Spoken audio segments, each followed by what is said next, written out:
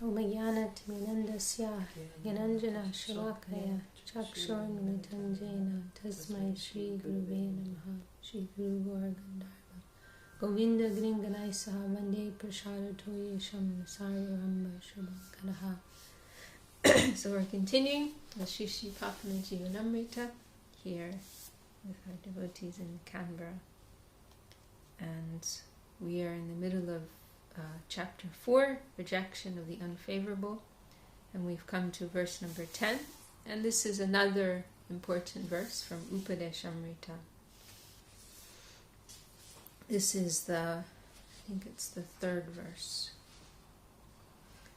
So we went through already in the previous chapter the 6 favorable qualities as given in Upadeshamrita, and now this verse, this is Upadeshamrita's nectar of instruction. I think you know that book. You've seen that. Yeah. Srila Swami was translated as that. So we went through that verse, 6 favorable qualities for devotion, and now this is the verse before in Upadeshamrita, 6 unfavorable qualities which we want to consciously, reject from within ourselves. And these things are also mentioned in this song of Srila Bhaktivinoda Thakur, O He Vaishnava Thakur, in a condensed way. A number of these verses from Upadeshamrita have been mentioned. Okay, Bhakti Badaka Doshas Chajya. Personal defects that obstruct devotion must be forsaken. And then this is the verse from Upadeshamrita by Srila Rupa Goswami. Atyahara prayashascha pajalpa niyamagraha janasangascha lalyancha shadbir bhaktir vinashyati. And so again here, instead of putting the direct translation to that verse, Srila Saraswati Thakur has selected an expanded Bengali verse translation by Srila Bhaktisiddhanta Saraswati Thakur. So this is it. Atyanta sangrahe jar sadachitta dai atya hari bhaktihin se samgyapai prakrita vastarashe bhoge jar man prayasi tahar nam bhaktihin jan Krishna katta chadi jiva anakatta kohe prajalpi tahar nam vritta vakya kohe bhajanete udasin karmete pravin Bhavadambi se niyamagraha hiyatidin Krishna bhakta sangavina anya sangeratta jana sangiku vishoy vilase vivrata nanastane brahmeje nija sarta thore lalyapar bhaktihin samgade anade he choy nahe kabu bhakti adi kadi bhaktihin laksha bhashta vishoyi samsari. For over-acquisition, one whose mind does always run. Avaricious non-devotee, he should thus be known. So this is the first point here, atyahara, ati ahar. And literally it means eating too much. But what it means in a broader sense, as Srila Saraswati Thakur has drawn out in his translation here, is this spirit of over-acquisition, over-collecting. Trying to collect too much of anything, whether it's food or money or various possessions, shoes. I've seen persons like with a closet just full of shoes.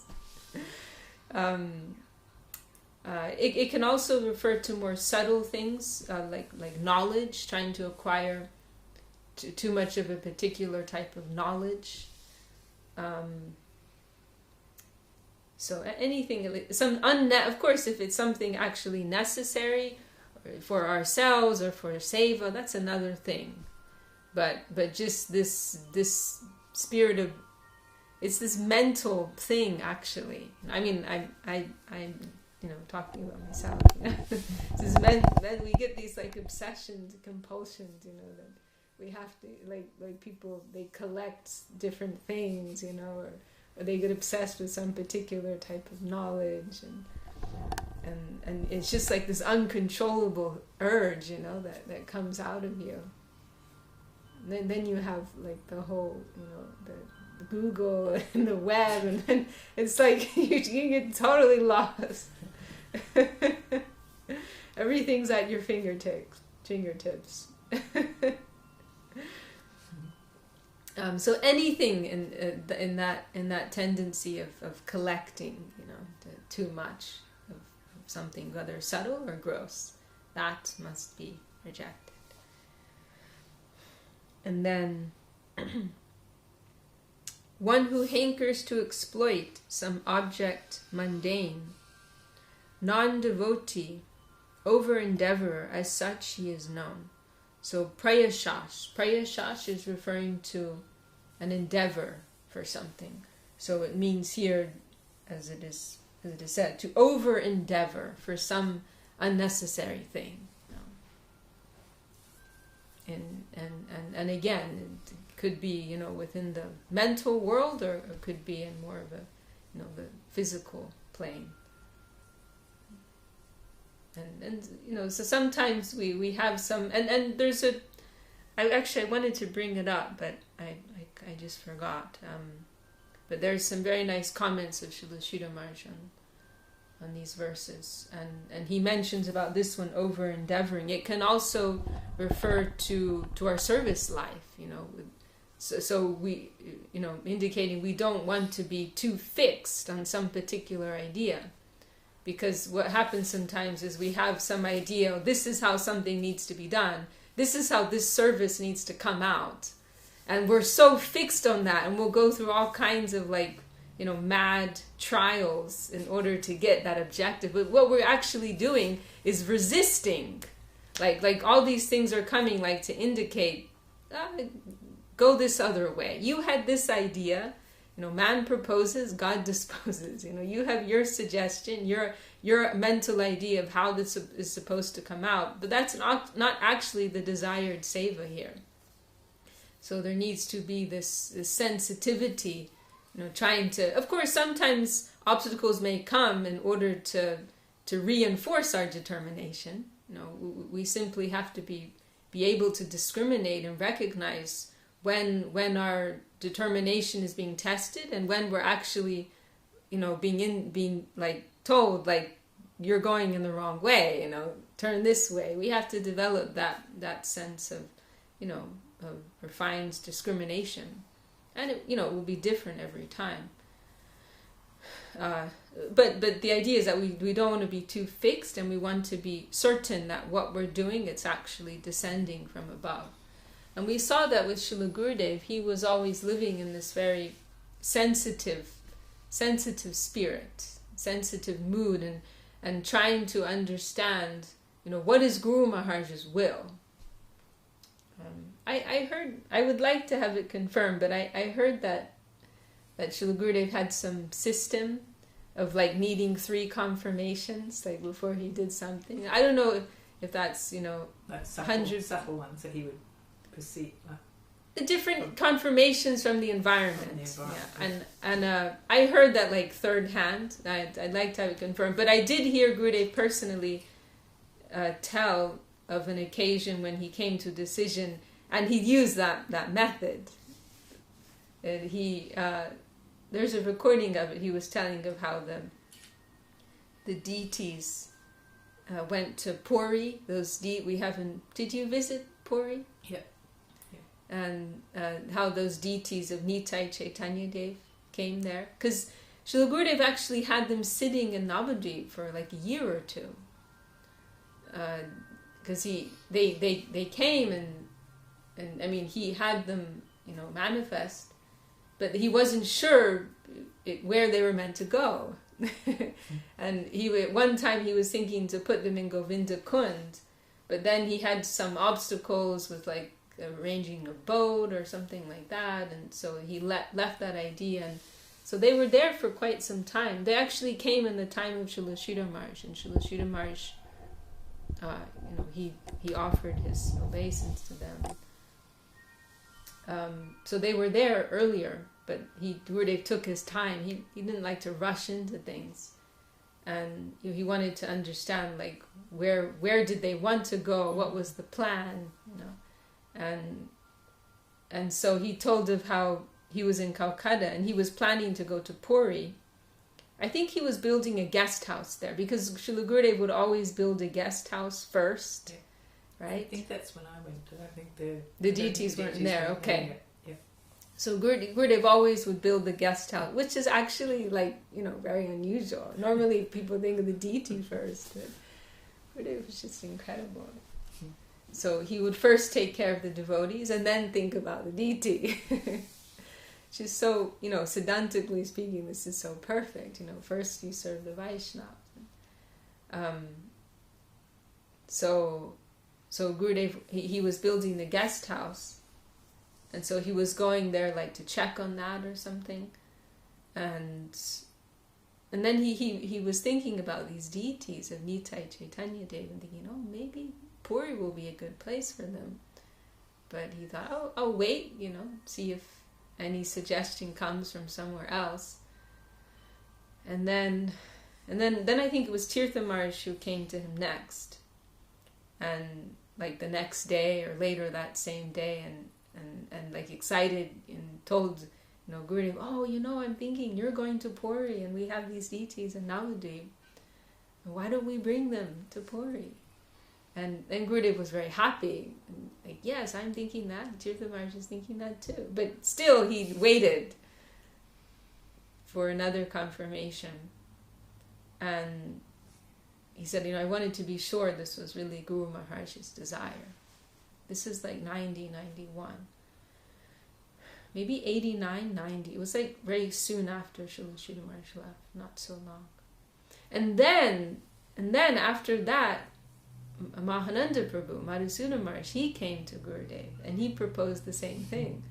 And Srila Gurudev was very surprised about that, because he said, Mahananda's not involved with these affairs, Tirtha Maharaj was more involved in the running of the Indian mission, but Mahananda Prabhu, he was the Western secretary. This wasn't part of his service area, so he was surprised that he thought about this, So then Gurudev said, then I thought, yes, this is Guru Maharaj's will. And he said, 1, 2, 3, go. So he had, I don't know if he always applied it, but he had some system like that. And he was always very, cautious and reassessing things. He also told of how the temple in Vrindavan, that place miraculously came, right? Next to the Radha Damodar temple, Rupa Goswami's place, it's miraculous. That came through that dead telephone call. But before that, Gurudev actually purchased another piece of land, because Srila Gurudev, his mood was always extremely humble, and it would never have been his idea to buy a place that was in the most sacred area of Vrindavan. That place that we have, it's literally the heart of Vrindavan. Rasa, it's in Rasa Stali, place of the Rasa Lila. It's next to Rupa Goswami's temple. It's in Rupa Goswami's Samadhi and Jiva Goswami's temple. It's incredible, that location. So Srila Gurudev would never have, he was always super cautious. He would never have chosen. Our temple in Puri also, that came to Gurudev. That place is also in a very special area. It's right next to the Gopinath temple. It's right next to Chatak Parvat, by the sea, this place where that Mahaprabhu saw his Govardhan.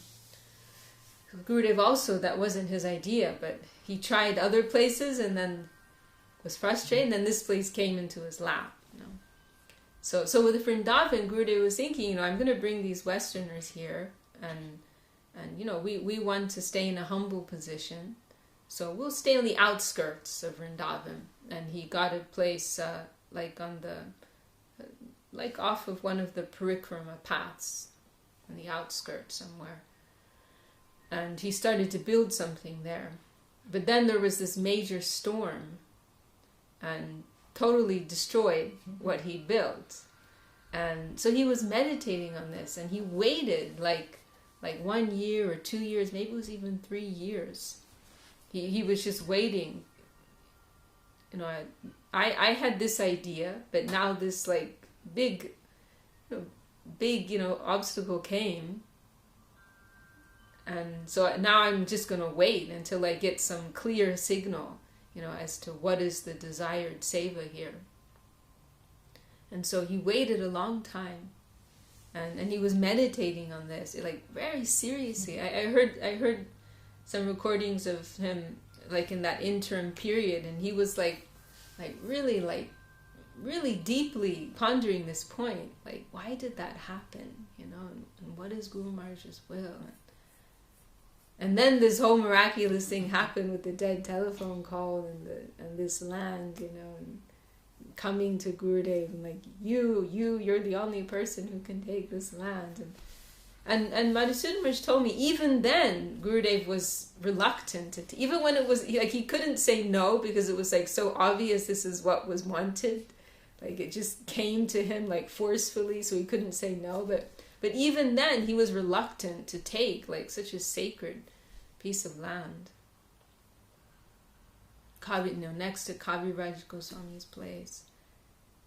So we saw with Srila Gurudev, he was cautious and never with this, rushing forward, as we can do in our enthusiasm, our blind enthusiasm sometimes.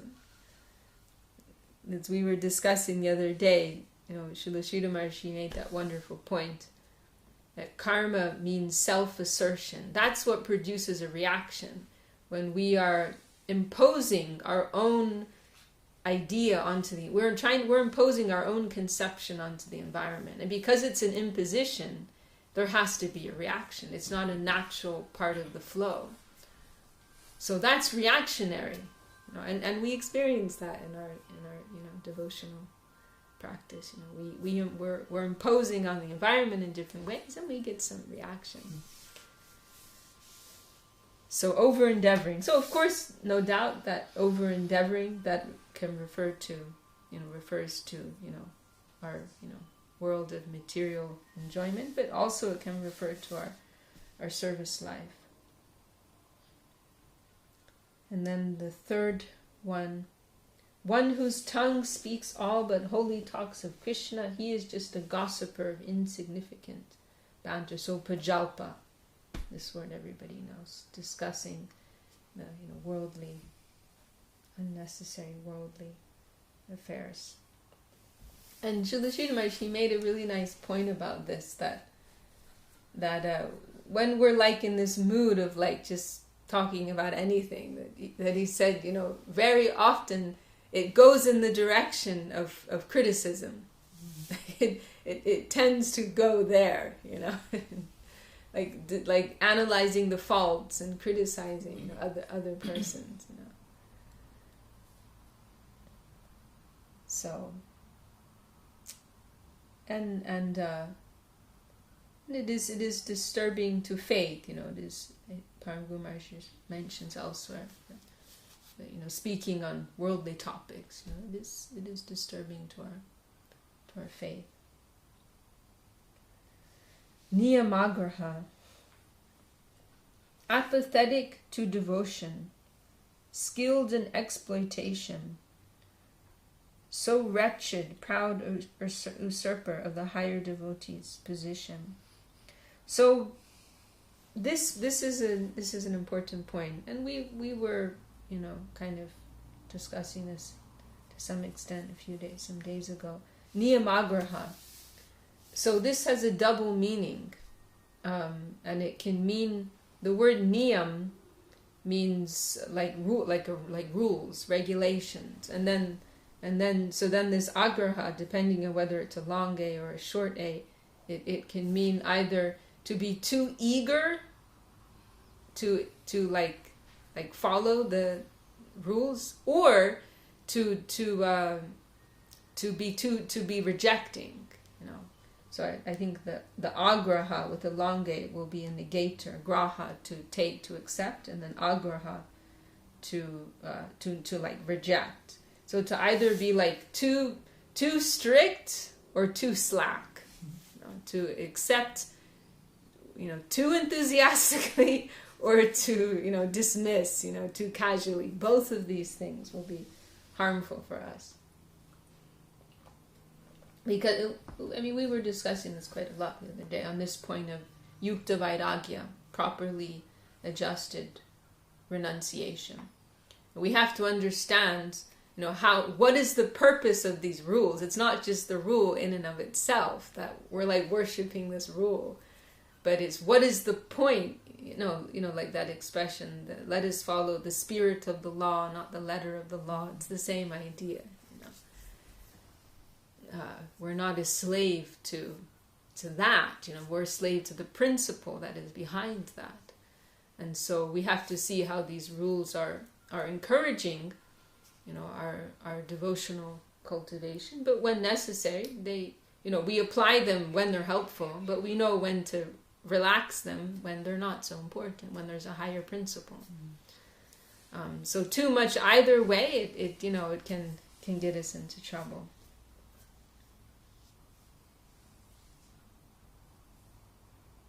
And it can be like when someone's in that mood of just following the rules like very strictly. It can often be, of course, some people are just they're just like that, but more of an insidious mood is that one is thinking that if I follow this rule very well, I'm going to expect like a particular, like it's more about me than really like trying to please Guru and Vaishnava, like in Chaitanya Charitamrita, there's that example of Mahaprabhu's servant Govinda, when he comes when he massages Mahaprabhu every day after he takes prasadam. And so one day he goes, Mahaprabhu's resting in the place where he would stay, the Gambhir, this small room, right? And you must have gone there. Yeah. And so one day Mahaprabhu, he's very tired and he lays down in this awkward position. So he's totally blocking the doorway. And so normally he'll be like resting and Govinda will come and massage his feet. But he's at this particular angle, like right in front of the doorway. So Govinda comes and he's perplexed because if he's going to do his service to massage Mahaprabhu, he'll need to step over Mahaprabhu. But that's like a major offense, You can't do that. Oh, sorry. What's that? Oh.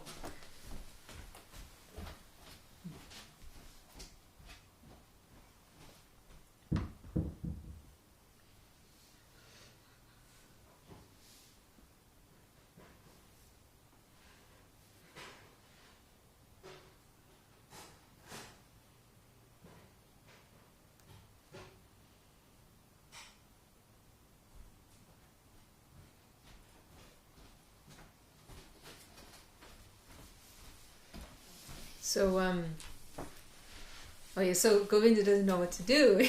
Mahaprabhu's right in front of the doorway, and so then he says to Mahaprabhu, and maybe it was a mental exchange. Actually, maybe it was more of a mental exchange. I think it might be indicated there. But anyhow, he like expresses to Mahaprabhu, would you mind please moving a little bit because I don't want to step over you. And Mahaprabhu's like, like, I'm really tired, I'm not moving, do whatever you want. If you want to do your service or not, I don't care, I'm not moving. So Govinda's like, what am I going to do? And so finally he decides, it's an offense for me to step over Mahaprabhu. And maybe I'll have to suffer for that offense, but I don't care, I have to do my seva. I have to massage Mahaprabhu. So he steps over Mahaprabhu and he massages him. And then normally when he finishes, Govinda will leave to take his prasadam, because he'll take later. But he doesn't, because he'd have to step over him again. So he finishes the service, then he just sits there waiting, for a while. And then finally his rest is over and he sits up and then he's like, what are you doing here? And why didn't you go to take your prasadam? And he said, and Govinda said, I couldn't step over you. I'd have to step over you to go take prasadam. Mahaprabhu was like, well, how did you get in? So he tells him, for your service, I'm ready to commit any offense, but for myself, I cannot do that, Mm-hmm. But, someone who's very rigidly, following, that's actually, step over the Lord's body, that's it's pretty major. And this is why the Brajabasis, their position is supreme, because they're only thinking about Krishna's satisfaction, nothing else. So when Krishna is asking for that foot dust, telling Narad, you heard that story, right? That I need the foot dust of my devotee. That's the only cure for my headache. Narad is going to so many devotees, and they're all like, "What? We can't do that. That's so offensive." When he goes to the Braja Gopis, like, of course, take it all. We don't know if we're devotees or not. And yes, maybe we'll have to go to eternal hell for this, but we don't care, If there's any slight chance we can give some relief to our beloved Krishna, then we're very happy to do this.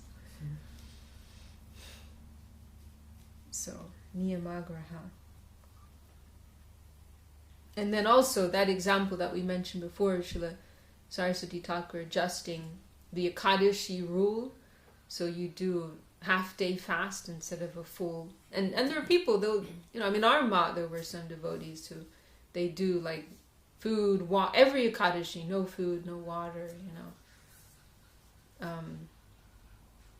Of course, if you can do that and still be fully engaged with 200% seva, then that's great, but very few persons can do that. So Saraswati Thakur, he pointed out, what is the whole point of Ekadashi? Krishna needs more seva on this day. If we're not taking anything for ourselves, we'll be doing less seva, So what's the point? Better we change the rule to serve the principle, not serve the rule and the principle suffers. So that's an important point here. And then Jana Sangash means worldly association. As it's put here, associates with all except Lord Krishna's devotees, a mundane socializer, in the mud of fleeting fancies. So worldly association. And Param Guru she's pointed out that this refers to, in a deeper sense, this refers to on the level of consciousness. The association that takes place on the level of consciousness. So of course, persons who have jobs, they have, you have to go out and deal with so many people. But who are you giving your faith to? Who are you having a deeper, energetic, conscious exchange with? And Param Guru also mentions different worldly ideas to become too, it might be reading the newspaper and getting too excited about different, worldly causes that are going on. We have to maintain spiritual perspective. And then the last one, Lalyan, who wanders hither and thither for his own selfish plan, fickle-minded non-devotee is known such a man. In these 6 ways, never fit to render pure devotion, bereft of love divine, fallen materialistic person.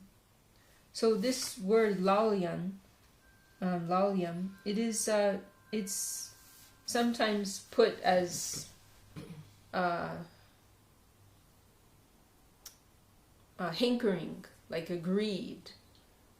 And Srila Swami Maharaj, he and that can be in a positive sense as well. And Srila Swami Maharaj, in his translation, he puts this lalyam as greed, to be greedy. But Srila Sridhar Maharaj and other commentaries we have, they explain this word lalyam. I'm not sure if it's exactly the same word, because you see in Sanskrit, words, they acquire different connotations and extended connotations. I'm not sure if it's the same word but with a different connotation, or if it's just a completely different word that has the same spelling. But in any case, other commentaries, including Sridhar Maharaj, explain this word lalya. It means fickleness, a fickleness of mind, like a weakness of the mind.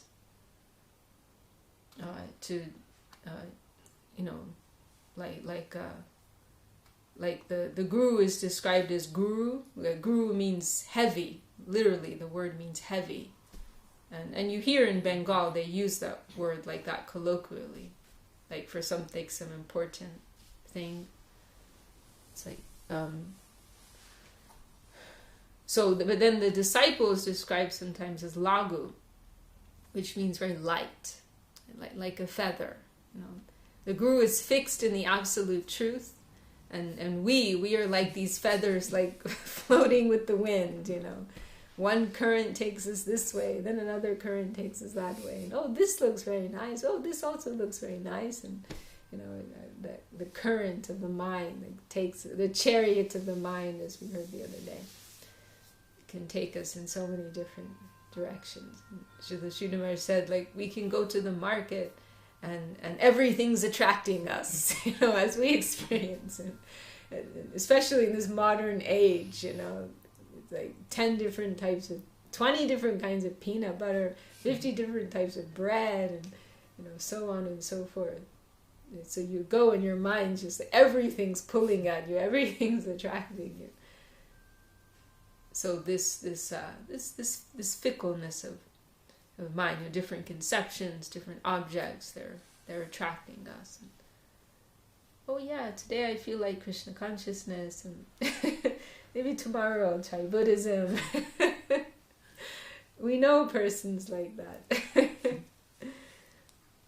So that is also not helpful for us.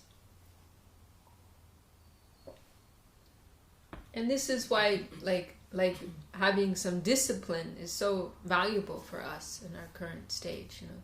Like we have some daily sadhana, and no matter what, we're going to do that.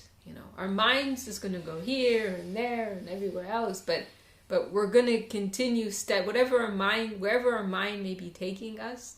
We're going to steadily, continue with this. We're going to do this. It is very valuable for us.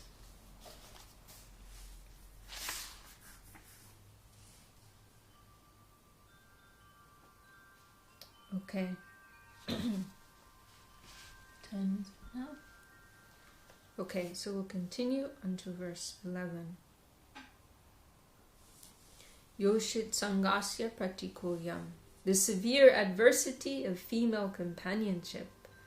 And this, of course, as it explains here, this means for a renunciate, and that will be either male or female, of course. Niskinchanasya bhagavad bhajanonmukasya padam jigamishor bhavasagarasya sandarshanam vishayinam atayoshitancha ha hanta vishabhakshanato pyasadu. Alas, for a renunciate who desires to completely cross over the ocean of mundanity and engage in the divine loving service of the Supreme Lord, to ogle a materialist and a woman is more wicked than drinking poison. The Supreme Lord Sri Chaitanya Chandra. Hari vimukasya vamshadishvadaro bhakti pratikulaha. Esteem for elevated birth and culture of a person averse to Lord Hari is unfavorable for devotion. So this verse here, this is we were mentioning this the other day, this pastime of the Brahmins who were making their fire sacrifice, and then Krishna came and wanted some food and they rejected that opportunity. So this is the verse that was spoken by those Brahmins later, when they realized how foolish they had been. And as Param Guru Maharaj is pointing out, the main, the point here is that, these things are, if one does not appreciate the essence, devotion to the Lord, all of these things are completely useless. Whatever, knowledge or high birth or culture, whatever one may have, it's all useless. If one there, like there's an example given, like ornaments on a dead body, the life force is devotion to the Lord. So one, all of these other worldly things, they can come as like an ornament to like enhance that in some way. But if one just has those things without the essential thing, it's meaningless. And so also, for us to have too much regard, too much esteem for these things, that is not helpful. We want to try to appreciate devotion, not some worldly qualifications that somebody has. And we saw with Srila Gurudev how, like, the most unexpected persons Gurudev would give his mercy to, and then others who apparently were looking, very together, and they have this qualification and that. He didn't give them so much attention because they were missing that more vital thing. All kinds, like, people with drug addictions and all kinds of, like, bad habits and bad behavior. Like I know several persons, they got so much mercy from Gurudev, and he tolerated a lot from them because they had that spirit of devotion. And it's because, see, the danger is that when you have all these like good qualities, then your ego can become big, And Gurudev pointed that out too. He said a very auspicious person, they may not get it, but an inauspicious person, it may be easier for them to get it. Because when you have these problems, you're naturally humble. You're realizing, like, I'm really out of it, But when you have all these, qualifications, and naturally some pride comes, and it can be difficult to be free of that. So this is the verse spoken by these Brahmins. Dig janmanas trividyata digratam digvalgyatam dikulam dikriyadaksham. And this word dig, it means like something like to hell with, or here is like condemned, but it's stronger than, this is more passive, the way that it's like they're cursing these things. Dig janmanastri vidyata digvatam digbahugyatam dikulam dikriyadak. So they're like listing all these things, like to hell with this, to hell with that. Vimukaye tarokshaje. Vimukha means, literally vimukha means like face turned away. So like we were averse to the Lord, like all of these things, like what's the use of them? Let them all go to hell. We were averse to the Lord. Our 3 births, seminal, investiture with the sacred thread, and sacrificial, Shokara, Savitriya, and Daiksha, are condemned. Our vow of chastity is condemned. Our profuse knowledge of the scriptures is condemned. Our lineage is condemned. And our proficiency in prescribed religious rites is condemned. All is lost because we have become averse to the transcendental Supreme Lord.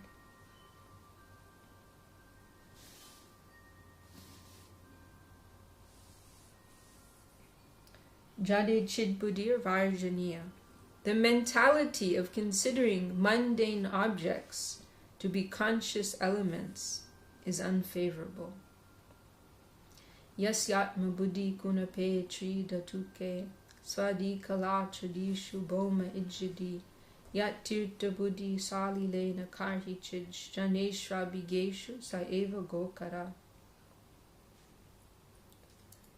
So this is like referring, in this verse we've heard our gurus, quote on a few occasions. This verse, it's addressing like a person who's following like different, religious practices, but without really, like in a stereotyped way, without really appreciating the essence. What is the more essential thing? So in particular, this is like an expanded translation. Here in particular is being highlighted the importance of the Vaishnava.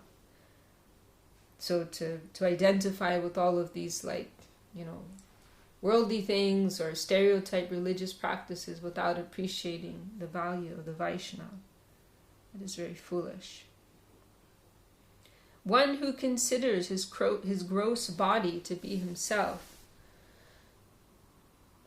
but does not identify himself with the devotee of the Lord, who considers wife, family, and associated paraphernalia to be his possessions, yet does not feel affection or attachment for a devotee of the Lord, who considers a graven image of earth or other substance to be God, so it means a deity, yet does not conceive of the worshipable position of a devotee of the Lord. Because really, we have to, first of all, the deity only appears if a Vaishnava invites the deity to appear. That's how it works. Like the deity has to be invited, and only the Vaishnava, the pure devotee, can do that. So, there's this whole, practice of doing an elaborate ceremonial fire sacrifice and this mantra and, but actually, the only thing that is required is for the Vaishnava to say, Lord, please come. And the Lord is there, And so Srila Saraswati Thakur, he actually would do his deity installation. I hate that word deity, the installation. It's actually doesn't really make sense. Inaugurating the worship of the deity, we could call it. But he would do that. His style was he would just take a tulsi leaf and offer it to the feet of Krishna and pay his dandavat, and that was it. That's the only thing that's actually required. And Srila Gurudev, he mentioned once, we're doing this fire sacrifice for our own satisfaction, then we feel like we're doing something, but actually it's unnecessary. So, it's often said that the conception is really the Vaishnava will just pay their dandavat to a deity. We will think the Lord is there. The Lord has appeared in reciprocation to the desire of the devotee. So there's that, and then the next point is that the deity is more the Lord is more present in the heart. Srila Saraswati Thakur expresses that the Lord is more present in the heart of the devotee than in the deity. The Lord is living in the heart of his devotee in a more vibrant way than even in the form of the deity. And Srila Sridhar Maharaj, he told of how when he was visiting the Gaudiya Math for maybe a year or something like that before he took initiation and joined, and on one occasion when he visited, and maybe he was kind of like testing this devotee, understand what their conception was. And so Srila Sridhar Maharaj asked the pujari in the temple in Calcutta, or I don't know if it wasn't a temple. They had like a rented house before they had the Gaudiya Math Bagh Bazaar. But Srila Sridhar Maharaj asked him, is this deity, I think it must have been a deity of Mahaprabhu, is this deity, he asked him, what is he made of? And this is not a good question. Gurudev wouldn't like this kind of question. So Srila Sridhar Maharaj asked him, is the deity made of wood or stone? And the pujari was a little sad. No, this is the Lord himself, Satchidananda Vigraha.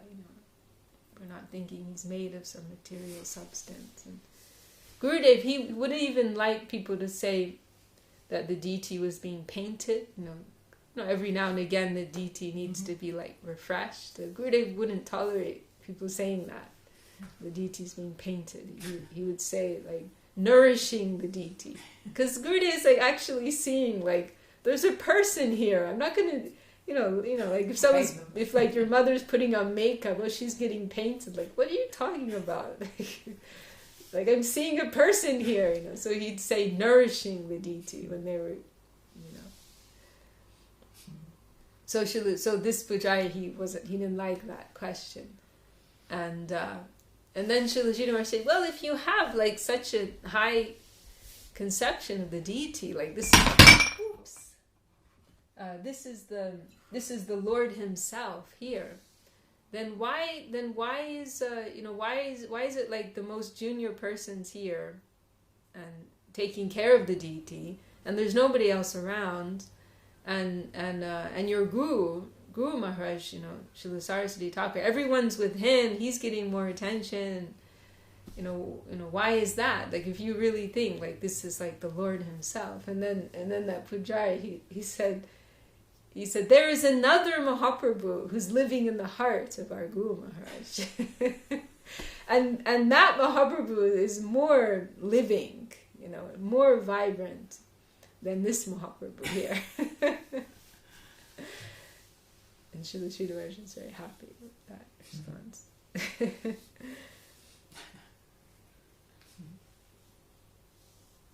The Vaishnava is more valuable. We can like have some exchange with the Vaishnava. The Vaishnava can, in the form of the deity, on our level of realization, we're not able to have that reciprocation and exchange and ask questions. But so it's like a passive relationship. But the Vaishnava can correct us, can chastise us, can educate us. And so in more of a living way, we can receive the Lord's direction and grace.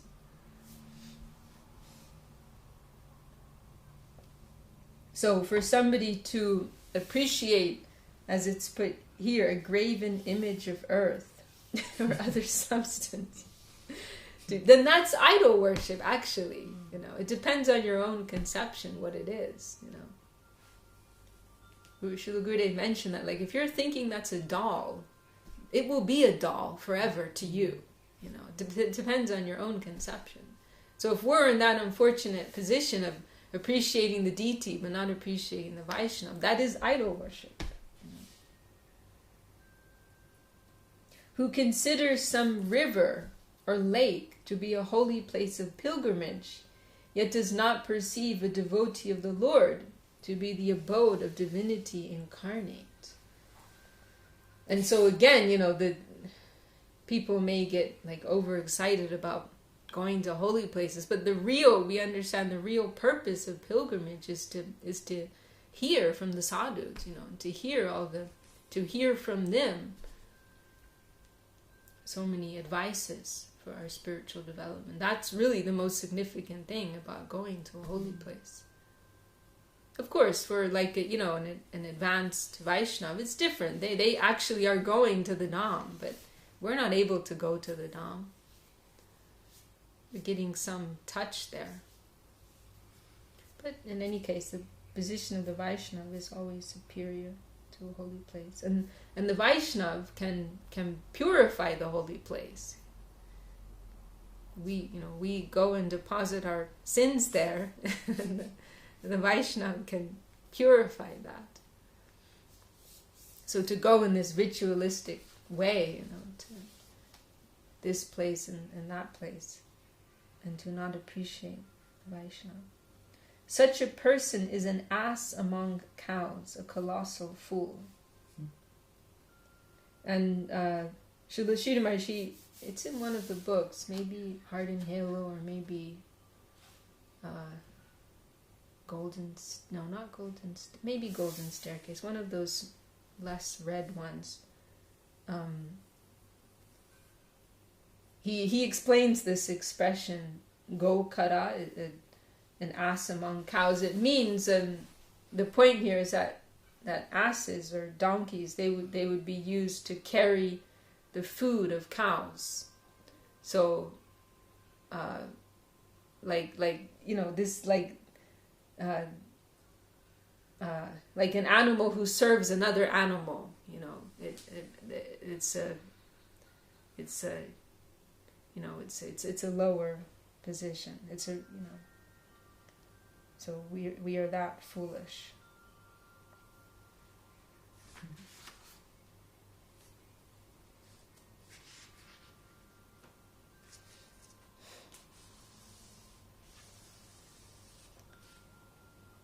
So it's interesting, this next verse, way Param Gumaraj has put these two things together.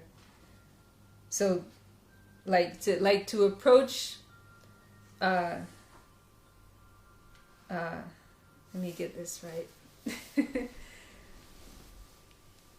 So to be approaching divinity, but not perceiving the essence, and then in this one, to just this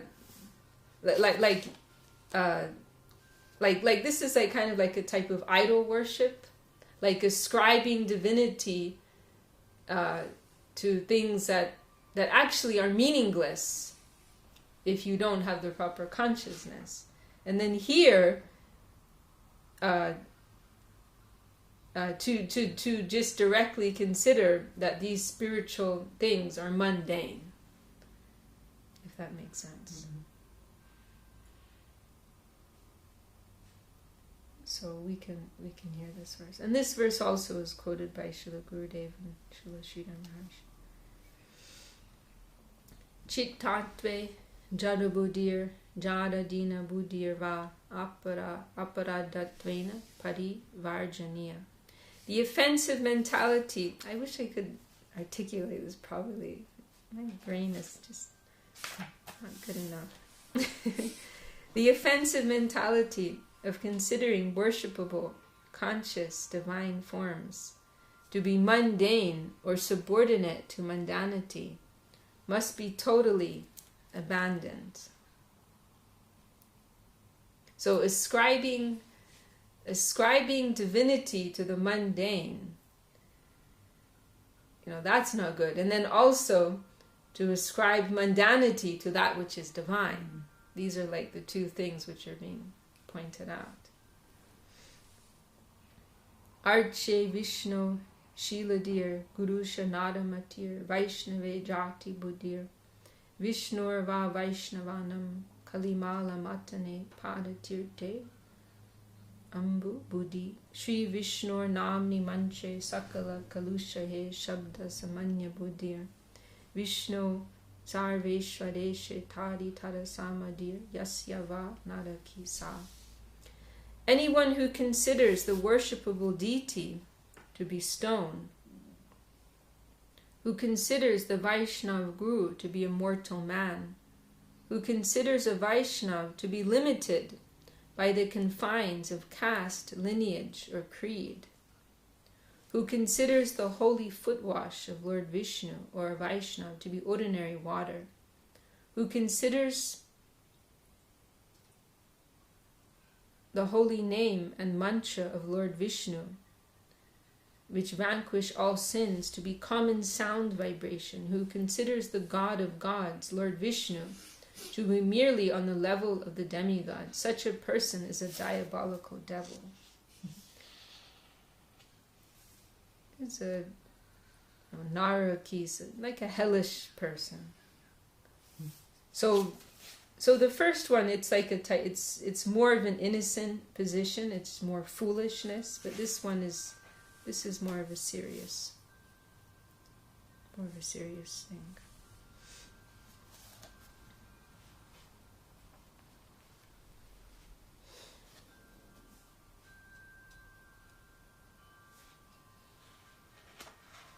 So, identifying too much with the empirical, the world of the empirical plane, what we can perceive, with our senses.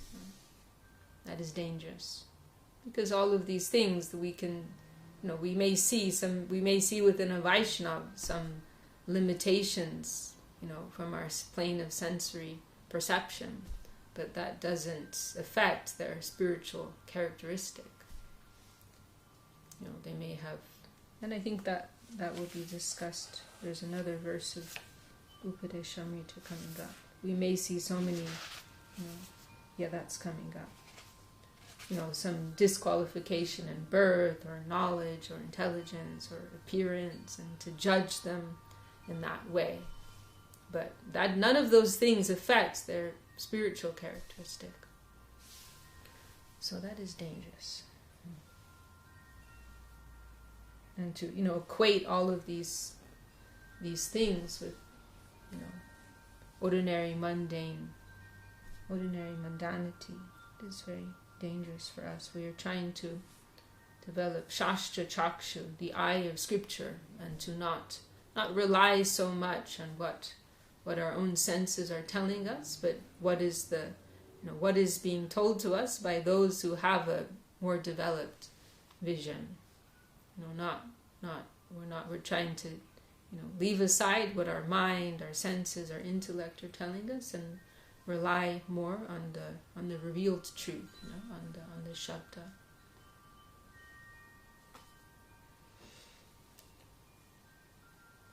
Okay, maybe we can stop there for today. Jai Shri Shri Prapanna Jivanamritam Ki Jai. And this next verse is very, very nice verse. And the one after that is also very nice. And after that,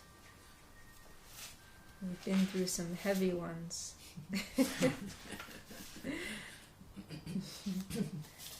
Jai Shri Gurudev Ki Jai. Jai. All right.